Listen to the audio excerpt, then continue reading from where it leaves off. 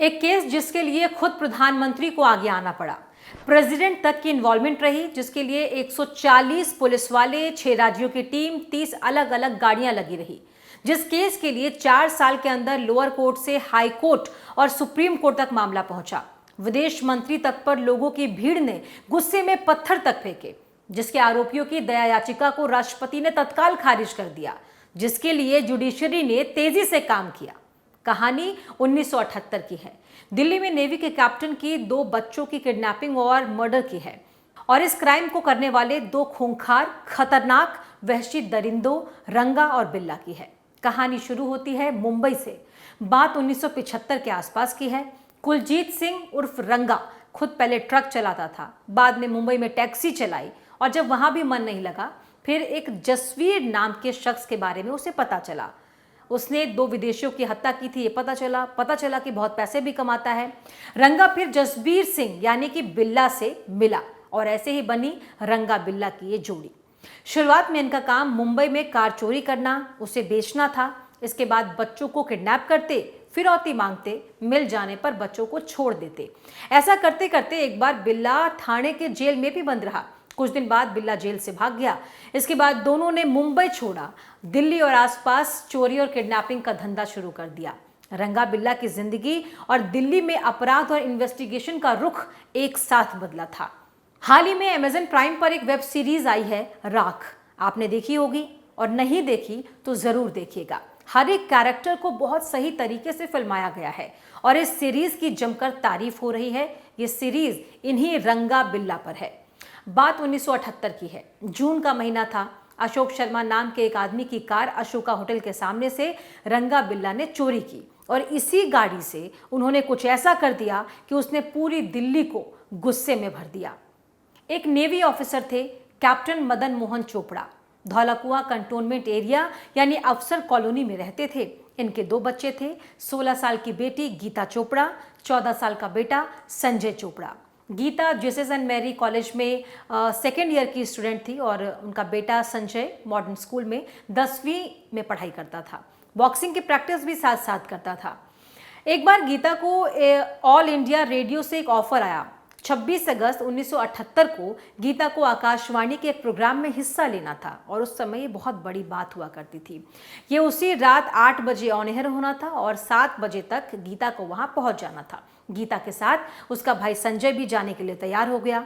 दोनों घर से निकले, और घर से निकलने के बाद कॉलोनी के ही एक अंकल उन्हें मिले, जिन्होंने लिफ्ट दिया। उस शख्स ने इन दोनों बच्चों को गोल डाक खाना छोड़ा, और वहां से पास में ही आकाशवाणी का केंद्र था, थोड़ी ही दूरी पर। गीता और संजय टैक्सी के इंतजार में सड़क किनारे खड़े हो गए, इंतजार कर रहे थे। हल्की बहुत बारिश हो रही थी, लेकिन तभी वहां पर रंगा बिल्ला पीले रंग की फिएट कार लेकर आए, और लिफ्ट देने के बहाने दोनों को बिठा लिया। वहीं दूसरी तरफ घर में बैठी माँ रोमा चोपड़ा 8 बजे वो रेडियो खोल के बैठी हुई थी कि उनकी बेटी का गाना आएगा, और एक बहुत बड़ा दिन इस परिवार के लिए, वो सुनेंगे। लेकिन धीरे धीरे देखा कि गीता को छोड़कर सभी की आवाज़ आ रही थी, सभी की आवाज़ में गाने आ रहे थे। उन्हें लगा कि शायद प्रोग्राम कैंसिल हो गया। पहले 2 मिनट में रंगा और बिल्ला की आपस में नजर मिलती है, आंखों आंखों में इशारा होता है। गाड़ी आकाशवाणी के बजाय दूसरे रास्ते पर मोड़ दी जाती है। दोनों बच्चे गीता और संजय समझ गए थे कि वो फंस चुके हैं। उन्होंने गाड़ी को रुकवाने की कोशिश की। बिल्ला ने धारदार हथियार से संजय के कंधे और हाथ पर हमला किया। संजय की पूरी शर्ट खून से भीग गई थी। दूसरी तरफ गीता गाड़ी चला रहे रंगा के बाल जोर से पकड़कर खींचने लगी। लगातार हाथापाई हो रही थी। रंगा हाथ छुड़ाने की पूरी कोशिश कर रहा था, और एक साथ गाड़ी भी चला रहा था। दूसरे हाथ से गीता के हाथों पर जोर जोर से वार कर रहा था। गाड़ी आगे जाकर शंकर रोड के भीड़ वाले इलाके में रुकी। संजय ने शीशे से मुंह सटाकर जोर जोर से चिल्लाना शुरू कर दिया, यानी मदद मांग रहा था। संजय की आवाज भगवान दास नाम के एक इंसान ने सुनी। वो बंगला साहिब गुरुद्वारे से नॉर्थ एवेन्यू की तरफ स्कूटर से जा रहे थे। बच्चे को चिल्लाते देखा तो उसे रोकने की कोशिश की। एक और शख्स गाड़ी से लटक गया, लेकिन रंगा ने गाड़ी नहीं रोकी। भगवान दास ने तुरंत पुलिस को सूचना दी। उन्होंने बताया कि गाड़ी में 2 बच्चे बंद हैं। गाड़ी का नंबर है MRK 8930, और एक इंद्रजीत नाम के आदमी ने भी ये देखा। उन्होंने बताया कि लोहिया अस्पताल के पास गाड़ी तेज रफ्तार से गुजर रही है। आगे जाकर धीमी हुई तो उन्होंने देखा कि गाड़ी में 2 बच्चे हैं, और स्ट्रगल कर रहे हैं, चीख रहे हैं, खून से लथपथ हैं। उन्होंने गाड़ी रोकने की कोशिश की, लेकिन ड्राइवर सिग्नल तोड़ते हुए निकल गया। उन्होंने भी पुलिस को एक कंप्लेंट की जानकारी दी और गाड़ी का नंबर HRK 8930 बताया। यानी कि अलग अलग लोगों ने कंप्लेन की, लेकिन गाड़ी का नंबर जो बताया उसमें कुछ चेंजेस, माइनर चेंजेस थे। ये दोनों गाड़ी चुराते थे, गाड़ी को मॉडिफाई कर देते थे, गाड़ी का नंबर प्लेट बदल देते थे, नंबर चेंज कर देते थे और इसी में ये माहिर थे। रंगा और बिल्ला गाड़ी को भगाते हुए रिज इलाके में पहुंचकर यहां पर गाड़ी रोकी। सबसे पहले संजय की हत्या कर दी, यानी छोटा बेटा 14 साल का। इसके बाद दोनों ने मिलकर गीता के साथ रेप किया। रेप के बाद रंगा गीता को उसके भाई की लाश की तरफ ले जा रहा था, तभी पीछे से बिल्ला ने तलवार निकाली और गीता की गर्दन पर वार कर दिया। मौके पर ही गीता की मौत हो गई। उसकी लाश को उठाया, सड़क के किनारे फेंक कर भाग गए। यानी कि दो बच्चे जो अपने घर से निकले थे आकाशवाणी जाने के लिए, रास्ते में एक शख्स से लिफ्ट भी लिया, लेकिन दूसरी बार जब लिफ्ट लिया तो वो फंस गए और रंगा बिल्ला के शिकार बन गए।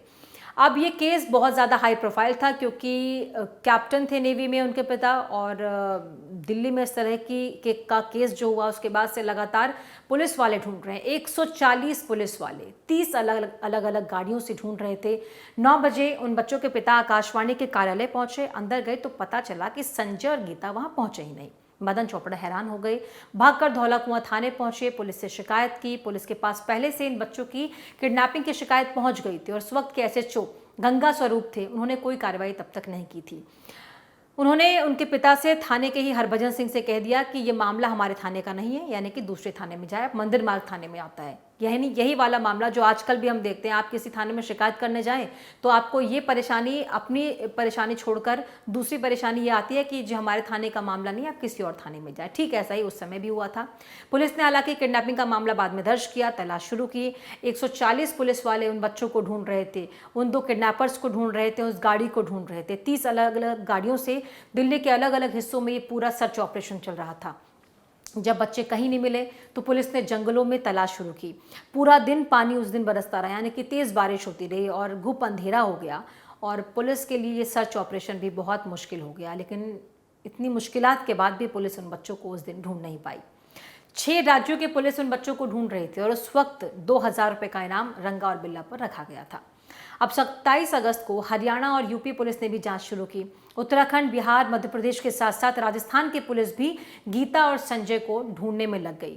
और एक दिन सड़क से महज 5 मीटर की दूरी पर 2 दिन तक उन दोनों की लाश पड़ी रही। उसके बाद 29 अगस्त का वक्त आता है, दिन आता है, और एक चरवाहे को अचानक ये लाश दिखती है।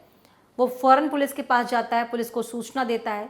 सड़क से महज 5 मीटर की दूरी पर लाश को पहले बाहर निकाला गया, आसपास सर्च शुरू किया तो 50 मीटर की दूरी पर एक और लाश मिली। पुलिस के अधिकारी मदन चोपड़ा को लेकर वहां पर पहुंचे।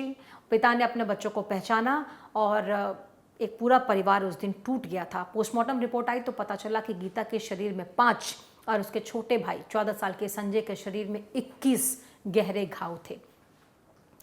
अब इस केस का जैसे ही खुलासा हुआ, पूरे दिल्ली की जनता गुस्से में सड़कों पर आ गई थी और भारी विरोध प्रदर्शन किया गया था। इंसाफ की मांग की जा रही थी और सबके मुंह से एक ही सुर में एक ही आवाज़ आ रही थी कि फांसी, यानी कि जिन्होंने भी इस संगीन जघन्य अपराध को अंजाम दिया है उन्हें फांसी दिया जाए। विदेश मंत्री समझाने गए तो लोगों ने उन पर ही हमला कर दिया, पत्थर मारा। उस वक्त प्रधानमंत्री मोरारजी देसाई थे, उनसे इस्तीफे की मांग होने लगी। मोरारजी देसाई खुद पीड़ित के घर गए। उस वक्त के विदेश मंत्री अटल बिहारी वाजपेयी दिल्ली में प्रदर्शन कर रहे लोगों से मिलने पहुंचे तो लोगों ने उन पर पत्थर फेंका, उन्हें चोट लगी, उनका पूरा कुर्ता खून से लाल हो गया। यानी कि लोगों में इतना गुस्सा था कि वो कुछ भी सुनना नहीं चाहते थे। सरकार की बहुत किरकिरी हुई, सरकार ने पुलिस को अलर्ट कर दिया। अब रंगा बिल्ला दिल्ली छोड़कर मुंबई की तरफ भागे और वहां से फिर आगरा भाग गए। अब तारीख आ गई थी 8 सितंबर 1978। रंगा बिल्ला कालका मेल के उस डिब्बे में चढ़ गए जिसमें सारे फौजी थे। उनसे सवाल जवाब फौजियों ने किया तो वो धौंस दिखाने लगे और आर्मी के एक अफसर लांस नायक AV शेट्टी ने पिछले कुछ दिनों से, क्योंकि जब तक ये केस बहुत हाई प्रोफाइल था तो अलग अलग अखबारों में इन दोनों की फोटो छपी थी, वांटेड, कि इस केस में ये दोनों वांटेड है। इनकी तस्वीर जो है वो अखबार में छापी गई थी, किसी को भी दिखे तो फौरन बताए, उस पर इनाम भी था। उन्होंने उस तस्वीर से उन दोनों को पहचान लिया और फौरन पुलिस को सूचना दे दी, उन्हें गिरफ्तार करवाया।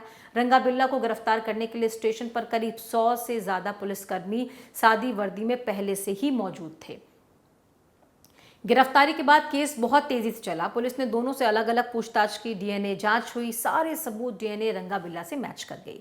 सेशन कोर्ट ने दोनों को फांसी की सजा दी। रंगा ने सुप्रीम कोर्ट में याचिका दायर की, सुप्रीम कोर्ट ने खारिज कर दिया और फांसी से कम कोई भी सजा इनके लिए नहीं बताई।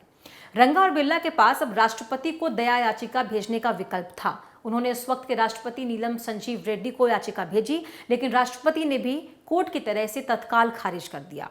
अब बस फांसी की तारीख तय होनी थी और इस पूरी कार्रवाई के दौरान बिरला हमेशा उदास रहता था और वो कहता था कि वो निर्दोष है, लेकिन रंगा ने उसे फंसाया है। और दूसरी तरफ रंगा यही सेम बात कहता था, यानी कि दोनों एक दूसरे पर आरोप लगाते थे कि एक दूसरे की वजह से वो फंसे हैं, लेकिन दोनों ही निर्दोष हैं। फांसी के लिए अब कालू और फकीरा नाम के जल्लाद को चुना गया। फांसी की तारीख 31 जनवरी 1982 तय कर दी गई। फांसी देने के लिए मेरठ से कालू जल्लाद और फरीदकोट से फकीरा को बुलाया गया। फांसी के लिए रस्सी बिहार के बक्सर से मंगाई गई। जेल प्रशासन ने दोनों जल्लादों को उस वक्त शराब मंगाकर पिलाई। जेल प्रशासन कहता है कि पूरे होश में रहने वाला इंसान कभी किसी की जान नहीं ले सकता, इसीलिए जल्लाद जब फांसी देते हैं तो उससे पहले उन्हें शराब दी जाती है। तिहाड़ जेल प्रशासन ने दोनों को सुबह 5 बजे जगाया और जो रूटीन होता है, रंगा नहाया, लेकिन बिल्ला ने मना कर दिया। दोनों को फांसी के तख्त पर लाया गया, हाथ पीछे बांधे गए, चेहरे को काले कपड़े से ढका गया। फांसी के तख्त पर पहुंचने पर रंगा ने जोर जोर से नारे भी लगाए। तभी जेल के सुप्रिटेंडेंट जो वहाँ पर पहुंचे, उन्होंने दोनों को हिलाया। दोनों को जल्लादों ने उनके लिवर को खींच दिया, यानी कि फांसी दी। फांसी के 2 घंटे बाद भी जब चेक किया गया तो रंगा की सांसें चल रही थी। डॉक्टरों ने चेक किया, बिल्ला मर चुका था, रंगा की सांसें चल रही थी और उसने फांसी के वक्त सांस रोक ली थी। कहा जाता है कि वो इसमें बहुत माहिर था और काफ़ी देर तक अपनी सांस रोक सकता था, इसीलिए जब उसे फांसी दी गई तो उसने अपनी सांस रोक ली। उसके बाद एक और जेल के कर्मचारी ने फांसी के तख्त से नीचे उतरा और उसने रंगा के पैर खींचे। बिल्ला और रंगा के घर वालों ने अंतिम संस्कार के लिए लाश तक लेने से मना कर दिया। उसके बाद जेल प्रशासन ने अपनी तरफ से उनका अंतिम संस्कार किया। 1981 में दोनों बच्चों को मरणोपरांत, यानी कि मरने के बाद, कीर्ति चक्र से नवाजा गया। Indian council for child welfare ने एक प्रस्ताव रखा उसके बाद और कहा कि इन बच्चों ने बहुत ही बहादुरी से रंगा बिल्ला का सामना किया, क्योंकि जो लोग रास्ते में मिले, जिन लोगों ने देखा था, वो बता रहे थे कि बच्चे बहुत स्ट्रगल कर रहे थे। उसके बाद बच्चों ने इतना स्ट्रगल किया कि उन्होंने रंगा बिल्ला को इस तरह जख्मी कर दिया कि उन्हें हॉस्पिटल तक पहुंचा दिया।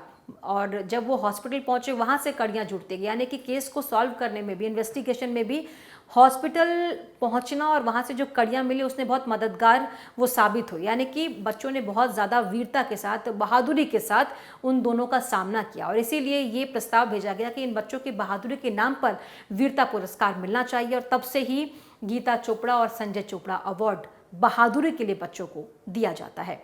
तो ये कहानी थी रंगा और बिल्ला की, जिस पर हाल ही में अमेज़न प्राइम पर एक सीरीज़ आई है और ये सीरीज़ आपने देखी होगी। अगर आपने नहीं देखी तो ज़रूर देखिए, क्योंकि इस सीरीज़ में रंगा बिल्ला की पूरी कहानी और साथ ही साथ इन दोनों बच्चों के किडनैपिंग की कहानी भी बहुत ही डिटेल के साथ दिखाई गई है।